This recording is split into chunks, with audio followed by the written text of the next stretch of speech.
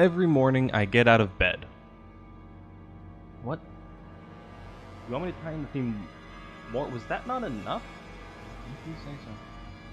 And then I study for my applied linear algebra and theoretical probability exam. Hello world, my name is Atticus and welcome to the experiment. Today we're talking about difficulty, which is much easier to talk about than applied linear algebra and theoretical probability. Specifically, what is it about difficulty that makes it enjoyable? There's already a sizable discussion that has happened and will probably continue to happen around this very subject, which usually pops up whenever a new FromSoft or popular Souls-like game comes out. However, I cannot assume that every errant viewer who has happened upon this video is familiar with that discourse, so we'll be starting from the top. The debate boils down to, is difficulty good? Asking if games such as Dark Souls should have an easy mode to be accessible to a wider audience, or if decreasing the difficulty would harm the gameplay experience. Since Dark Souls does not have a difficulty slider, we can't exactly test those theories, and we're asking the wrong questions anyway. Difficulty is not inherently good or bad, it's a tool, much like any other in the proverbial game maker's toolkit, which can be utilized well or poorly. Bad difficulty punishes new players, such as the corpse run in modern Souls-likes. If you die, you are returned to a previous checkpoint, and all of your experience, or numerical progression of some sort, such as Geo and Hollow Knight, is dropped. You are given an opportunity to get it back, but if you fail, it's lost forever. To the player who can beat Dark Souls without leveling up while playing on a banana, this is a non-issue. But to the new player who's not familiar with the mechanics and specs entirely into resistance because it sounded like a good idea at the time, those souls are the difference between beating the Bell Gargoyles and getting trounced for the 15th time. If I sound passionate, it's not because I'm speaking from experience. To an extent, difficulty helps make games fun, but knowing to what extent that is an impossible task. The joy of difficulty is subjective, dependent on the player. A player that is mostly interested in the narrative may find challenges to be needless obstacles in the way of their enjoyment of a game. And two players who both like to be challenged, who enjoy the feeling of conquering a particularly difficult segment of a game, will not equally enjoy the same challenges. A single challenge may be the best part of a game for one player, and a source of endless frustration for another. In my own experience, I loved Sekiro Shadows Die Twice. It was the first FromSoft game I beat, and I beat it a few times in a row to see all the endings. But I know of other people who also enjoy FromSoft titles, but who just couldn't get into Sekiro, and that's understandable. It has a very different feel to it than other FromSoft games. In a similar vein, but from the other side, I recently tried to play Nioh 2, and the game felt like an absolute chore. Playing Nioh 2, in fact, is what prompted me to make this video, because I like the Dark Souls and the Hollow Knights and even the Salts and the Sanctuaries, but I don't like Nioh 2.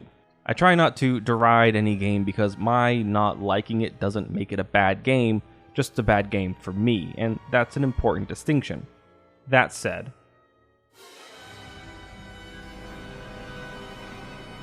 let's start with what is difficulty. Should be easy enough, right? It's difficulty. It's a measure of how much skill, effort, and sheer dumb luck is required to surpass a challenge. The more difficult a challenge, the more you need of one or all of those three ingredients. The problem is that difficulty, as it is experienced by an individual player, is highly subjective and relative. Consider shiny hunting in Pokemon. That's a difficult challenge that requires effort and luck. The former only because you have to persevere through thousands of failures. In the latest titles, there's a 1 in 4,096 chance to encounter a shiny Pokemon, which you might think means it should take at most that many tries. But if I remember my applied theoretical probability, and I don't, it's actually closer to a 2 in 3 chance that you will have encountered a shiny Pokemon by your 4,096 check. So, a fairly difficult endeavor, but I could find a shiny Pokemon on my first try. Yes, indeed, as astronomically unlikely as it is, I could only ever encounter shiny Pokemon in a playthrough.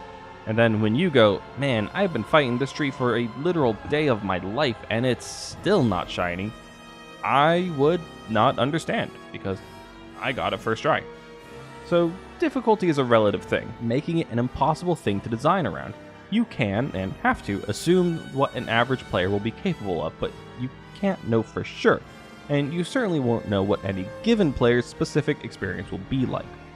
All you can really do is hope that the difficulty of the game will scale well with a player's skill. Well, not really, but we'll get into that later. So, what does Nioh 2 do that makes it bad at this? Well, nothing. I've lied to you. Nioh 2 is a very positively received game and got an award from Steam for being both good and difficult at the same time. As far as I can tell, it's done nothing wrong. Solutions are signposted and the tools for success are available. But one thing I often see Nioh and its sequel lauded for in comparison to the Soulsborne series is the more in-depth combat, and therein is the problem I had with it.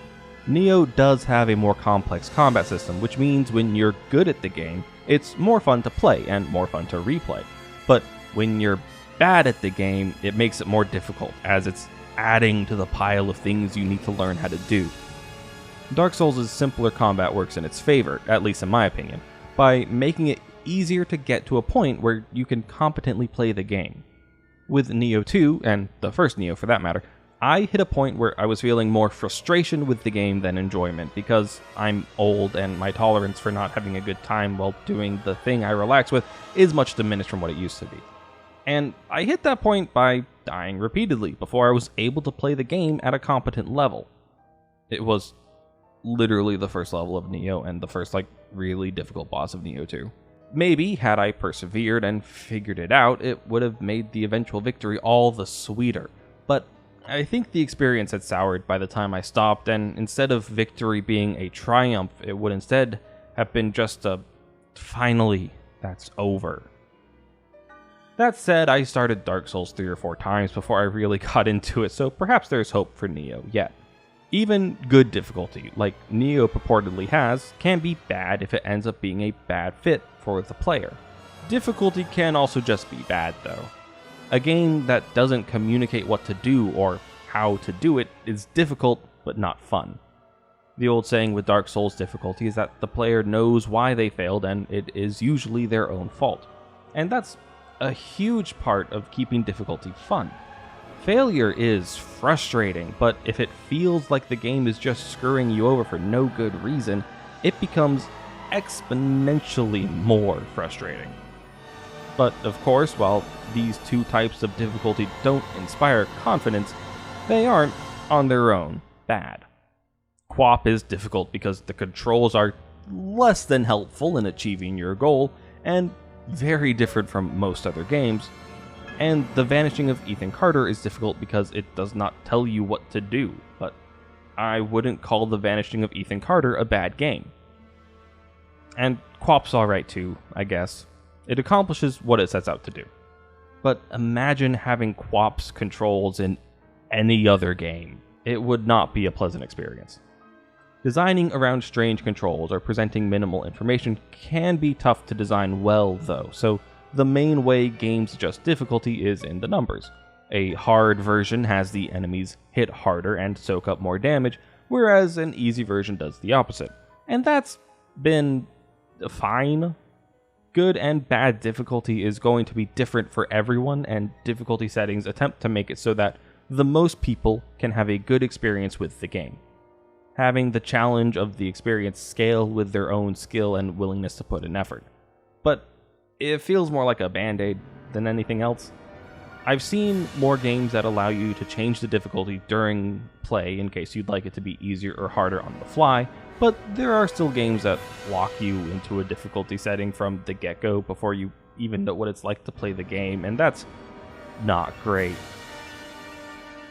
A far better way I've seen to handle difficulty adjustments can be seen in Fell Seal Arbiter's Mark, a 10 out of 10 game if I've ever played one. In it, you can adjust the difficulty of very specific elements. You could just slide the numbers up or down for your enemies, or you could change how often they utilize items or environmental hazards. You can change how many enemies you have to deal with or give them an elite. Make sure they're well equipped or just have the bare minimum. It's great, and they can be changed at any point, but I understand it's probably a lot more difficult to implement. That said, I'd love to see it in more games. Something which should definitely see more integration are accessibility options. Celeste has a great accessibility menu for its gameplay, and Game Maker's Toolkit has a great series about accessibility. And while I'm at it, Leonardo da Vinci has a great video about an accessibility issue with third-person action games. Both of those are linked in the description. I hinted at developers being able to do more than cross their fingers when it came to designing difficulty, and said we'd talk about it later. Initially, I thought it'd be funny for it later to be an entirely different video, but I guess we'll discuss it here. Developers don't necessarily view difficulty in the same way that players do. As I'm not a games developer yet, I'll be borrowing ideas mostly from this Twitter thread, link again in the description. Most games, especially RPGs, scale their difficulty around the numbers that a character has, usually their level and associated stats. The Magnetic Cavern has enemies that would be difficult at level 20 and a piece of cake at level 26, and so on. And so the agreement between player and dev is that if an area is too difficult, you just have to grind some levels and maybe upgrade your gear, and then you'll be able to conquer it just fine. Dark Souls, while kind of adhering to that principle, marks its difficulty by a different metric. As numerous challenge runs have shown us, you don't need to level your character to beat Dark Souls. Difficulty instead scales with the player's own experience, with levels and gear being a supplement. That's the reason I've seen for why people enjoy these games so much. When you finally beat that section you've been stuck on, it's not because you burned a few hours grinding levels in a nearby patch of grass, but because you yourself have gotten better at the game, and will be better prepared for the challenges ahead. To take it a step further, Dark Souls bakes into that player-dev agreement the idea that this progression requires dying a few times, and that those deaths will always be the player's fault. This is not strictly true. Dark Souls has at least 3 gotchas that I can think of where the reasons you die are not signposted well, but it is usually true. By saying that, and then also almost always showing the player why they died and how they can not die in the future, the game presents a difficult but fair challenge. After death, these games do still have a corpse run, which, as I've said, I don't think is great, in that it's more a punishment for being new at the game and introduces a level of fear into exploration, which definitely hindered my early enjoyment of the titles. It wasn't until I was able to shed that fear of losing everything that I really began to enjoy the Souls series. Another challenging but fair title is Celeste, which I mentioned mostly on account of how it handles death. You instantly respawn at the start of the challenge that killed you. That's great. All of the same principles, fair and signposted difficulty, an understood cycle of failure and growth leading to mastery, and none of the punishing corpse runs. And it seems Elden Ring has adopted this idea as well. Some boss fights without a nearby checkpoint will now have a mini checkpoint allowing you to respawn right next to the boss arena. You still run the risk of losing numerical progression, but I guess they want to add in stakes. I'll take what I can get. Ultimately, difficulty is a fine line to walk, and developers have to do it blindfolded. Games are designed for a number of reasons, and if challenge is a part of that design, then a clear agreement with the players about how to surpass those challenges will help that difficulty feel fair. And, if possible, clever difficulty adjustments should be implemented to allow the game to be enjoyed by a wider audience at the intended difficulty curve, which will not be the same for everyone, but rather will scale with the individual player's skill at the game. While difficulty misaligned with one's own skill can deliver a less than ideal experience, accessibility options should not be shirked, as those can be make or break. That's all from me today. It took almost a full year for me to write this script. It's been the toughest for some reason, and the irony is not lost on me. I have been Atticus, and thank you for participating.